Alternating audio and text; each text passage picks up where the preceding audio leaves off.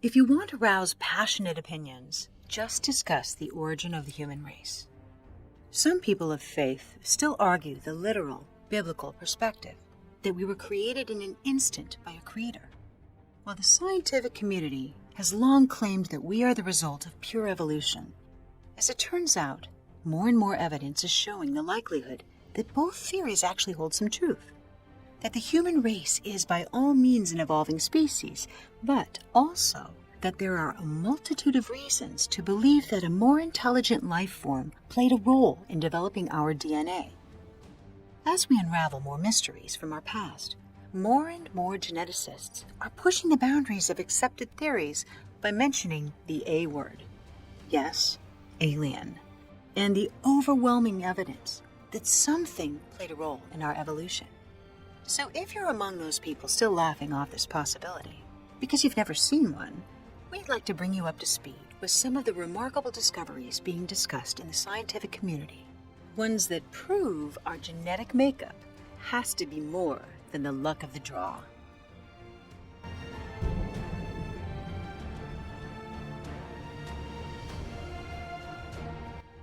Biological SETI. Some things are so exquisitely created, there had to be an artist involved. This appears to be the story of our DNA. In 2013, physicists at the National University of Kazakhstan claimed that in human DNA, there's a mathematical code so sophisticated it simply cannot be explained by evolution, and that it actually makes more sense if it were designed by another intelligent life form. The research, published in the science journal Icarus, pointed out that human DNA is ordered in mathematical precision, and it has perfectly ordered patterns of ideographs, which means our DNA uses symbols to express physical concepts similar to how we use them to convey language, and language is a human construct. It would be similar to finding one of the beautiful multicolored mandalas that are made of sand, and assuming that it was somehow created randomly by nature. The Kazakhstan physicists also suggested something very radical. Our DNA coding has remained relatively unchanged since our creation, so it functions like a file cabinet to preserve the human design. The physicists think the code harbors a kind of receiver, like an extraterrestrial satellite dish, which has a function of detecting the intelligence which designed it. A biological SETI, literally, suggesting our bodies are receptive to the presence of extraterrestrial life. So if it were true, it would be similar to when SETI, in 1977, received an unknown radio signal from space, the mysterious WOW signal. This radical theory suggests our bodies are waiting for a signal from those creators, and that when we get it, our biology will know. Perhaps it makes sense, then, for SETI to expand their scopes from receiving radio waves from space to include our body's DNA receivers. So, stay tuned. Literally. Evidence of directed panspermia. In 2011, DNA used in genetic engineering was sent into space from Sweden on the exterior of a rocket. When it returned, it had a small, microscopic sphere made of titanium and vanadium, about the width of a human hair, which had come from space. This particle had threads of life on the outside of it and a gooey substance containing some kind of biological life shooting out from its center. And when the rocket returned to Earth, this particle still harbored that life, even after 1,000 degrees Celsius. A team of researchers at the University of Buckingham speculated that the biological material contained genetic material, but they had absolutely no idea where it had come from. One plausible theory states that it was evidence of something called directed panspermia, which is the spread of living systems by space travel to suitable environments or planets by intelligent life forms in space. This seeming piece of science fiction would probably never even have been taken seriously, were it not for the fact it was suggested by Francis Crick, the Nobel Prize recipient for DNA research, who spoke out relentlessly against the closed minds in the scientific community. Other researchers were concerned it might have been the intention of a more sinister purpose, deliberately engineered with a life-threatening virus and then sent to Earth with maliciousness. Could this life-oozing particle have randomly hitchhiked on a comet? Well, given its nature and its properties, it had all the signs of having been sent intentionally. And its discovery did begin to dampen the knee-jerk reaction towards the possibility that alien life engaged in the development of our own. Rh-negative blood. We learn about blood type in high school, so early on we consider its concepts a normal fact of life. Yet if a woman with Rh-negative blood becomes pregnant with an Rh-positive baby, her body will produce antigens signaling to her immune system that her fetus is essentially toxic. Oddly, the woman's body will kill its own child. So, what's normal about that? Look at nature, and there are no other instances of this kind of self-destruction biologically, though the natural result of many hybrid animals, like mules and ligers, is infertility. Some claim Rh-negative blood is simply a mutation, but others speculate that it may have come from an alien species, which was interbred with humans, or otherwise engineered to produce a hybrid bloodline. About 15% of the world's population has the Rh-negative distinction, but this percentage of the population is not spread evenly across all areas of the planet. The highest concentration, 40% of Rh-negative bloodlines, are found in the Basque region between France and Spain. The Basque are also the only people of Western Europe who continue to speak an indigenous Indo-European language, an isolated tongue not spoken anywhere else in Europe. But this language isn't just isolated, it's completely unrelated to any other European language. Some other anomalies are that it's been noted people with Rh-negative blood are more likely to experience psychic phenomena and alien abductions. Physically, some of the Rh-negative features are people with high IQ, elevated intuition, lower body temperature, higher blood pressure, red or reddish hair, sensitivity to sunlight, and sometimes even an extra vertebrae in their spine. Given how little discussion there is about the strangeness of this blood type issue, the unusual nature of Rh-negatives can be easily overlooked as irrelevant.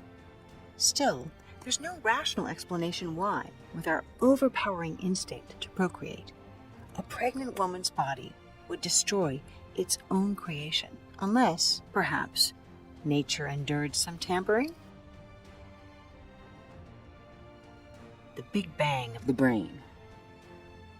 In 2004, researchers at Chicago University presented results of a long-term study that concluded the sophistication of the human brain could not have been a slow evolution. It had to be the result of a fast, dramatic change. They said that some kind of special event occurred around 50,000 years ago, and it explains how human culture went from primitive cave drawings to sophisticated civilizations. They call it the Big Bang of the brain. It's believed that at this time, the human brain was separated into two hemispheres, and we acquired the ability to think abstractly. The changes in our cognitive and physical structure were so extensive and rapid, it's simply a tall stretch for a random mutation. One of the many elements that was changed was a unique gene called the FOX protein 2. It's responsible for language and our ability to speak. All animals have it, but it was changed to make humans able to communicate and think abstractly. So if we put this in perspective, this also happened around the same time that cave carvings, our only recorded history, show peculiar creator gods, non-human, alien-like beings. Not surprisingly, it's also the time when Neanderthal man mysteriously became extinct, around 40,000 years ago. If we consider this research, and what our ancestors have indicated about their history, the possibility of an alien interference makes a lot more sense than a mere random mutation which created man from ape overnight. Still missing, the missing link. The most accepted theory on the evolution of man, created by Darwin, states that we evolved from apes over millions of years and that our intellectual abilities were driven into existence by natural selection. He believed that when our ancestors began to walk on 2 feet, they started using their hands to make tools. But if evolution happened slowly over a long period of time, there should be slight changes in our ancestors. The evidence, however, is to the contrary. Roughly 6 million years ago, one of many different ape-like species stood upright and began to walk on 2 feet. Then, no change for 4 million years, until, according to fossil records, this species began to make stone tools. Then once again, no advances for almost 2 million years, until only a short time ago, about 200,000 years ago, Homo sapiens, better known as us, appeared. No small change, a biggie. If you look at evolutionary charts, they're misleading. They show the evolution of man without showing what has actually been discovered. If you look at the actual fossils compared, it's clear there's no transition species from ape-like creature, which existed for millions of years, to today's human. In fact, we should be more likely to find more recent fossils than the ancient ones, like the famous Lucy, who dates back almost 3 million years. Where are the more recent transition beings? Where is the missing link? Considering alligators haven't changed at all in at least 65 million years, it's possible the missing link is missing because it doesn't exist, because a genetic modification done by a more advanced life form was responsible for the leap in our intelligence. This theory could also explain why there are so many different races or versions of humans in only a few 100,000 years. Our shared ancestor, Eve, and beyond. In the Hebrew Bible, the book of Genesis says Eve was created from Adam's rib bone and given the breath of life. In recent years, with more accurate technologies to measure our genes, genetic studies have exploded. This has given us profound insight into our ancestry. There's evidence every human being alive today can trace our lineage back to a single common female ancestor of African origin who lived around 200,000 years ago. Because the studies measure variations of mitochondrial DNA against the average rate of mutation over time, this common female ancestor is called mitochondrial Eve. All of humanity has thus evolved from one of 2 branches that came from Eve. One branch is entirely African, and the other contains all other races with some African lineage. Though there are no physical remains of this Eve per se, her existence has been confirmed. At one time, a female harbored all current existing genes. Mitochondrial Eve wasn't the first or only woman on Earth when she lived. It's thought that a cataclysmic event occurred while she was alive, massively reducing the human population and creating a genetic bottleneck. But why humans evolved with 2 entirely different paths still remains unexplained. What also eludes us is how, after millions of years, suddenly so many races evolved within such a short period of time. Although new methods of determining genetics has answered many questions, these methods have also opened up Pandora's box. As one Harvard professor has pointed out, ancient DNA is expensive. Why? Because so little of ancient DNA is human. So what is it? The double helix in ancient carvings. We know that on virtually every continent, wherever there are cryptic carvings among ancient ruins, there are countless numbers of strange giant hybrid humans or other creatures portrayed as sky or inner earth gods and creators of man. So even if these creator god images were simply folklore, how do you explain the images of the double helix that is also in these ancient pictures and carvings? For example, one of the earliest pictures of a double helix was found carved on a large 6-foot round stone that dates back 7,000 years ago. If the image of the double helix was purely coincidental, isn't it made more so by the fact that the large 6-foot rock was shaped like an egg?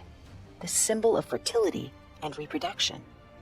Images of the double helix are also found in Sumerian pictographs from 4500 BC. Considering the fact that the double helix wasn't even discovered until the 1960s, it's clear that someone or something precisely understood what its role was in our body. The double helix symbol, also called the caduceus, is two serpents intertwined in a perfect representation of the way our DNA coils together. But what do the wings represent? DNA doesn't fly. Is it coincidental that these wings also appear on the creator gods, which are depicted in ancient Sumerian and Egyptian art and writings? Could it be that the DNA symbol also depicts its source, those who descended from heaven to earth? In these images, those beings actually have wings. Just as a reminder, the caduceus is often incorrectly used as a symbol for medical practice due to confusion with the traditional medical symbol, the rod of Asclepius, which has only one snake and is never depicted with wings. Finally, there is one more dot to connect here. In ancient Greece, the caduceus represented Hermes, or later, the same god by the Roman name Mercury, and the undertakings associated with that god. Those responsibilities were alchemy, or the transformation of matter, commerce, meeting business ends, and death. So, is it also coincidence that these were the undertakings of the so-called Anunnaki, according to ancient Sumerian tablets? These tablets tell the story of those creator gods who descended from heaven to earth, genetically transforming existing hominids, the Neanderthal, for the purpose of their commerce in order to serve their race. Pure coincidence? Evidence of a destroyed planet.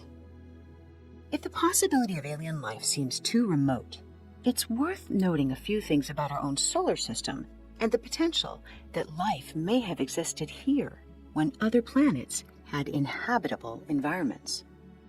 For example, in the 18th century, a German astronomer, Johann Tetius, noted a mathematical pattern in the layout of the planets, and he predicted the existence of another planet between Mars and Jupiter. Immediately, astronomers collectively sought to find it, but instead of a planet, they found what appeared only to be pieces of one. This area is known as our solar system's asteroid belt. This hypothetical planet was called Phaethon, after the offspring of the sun god Helios in Greek mythology.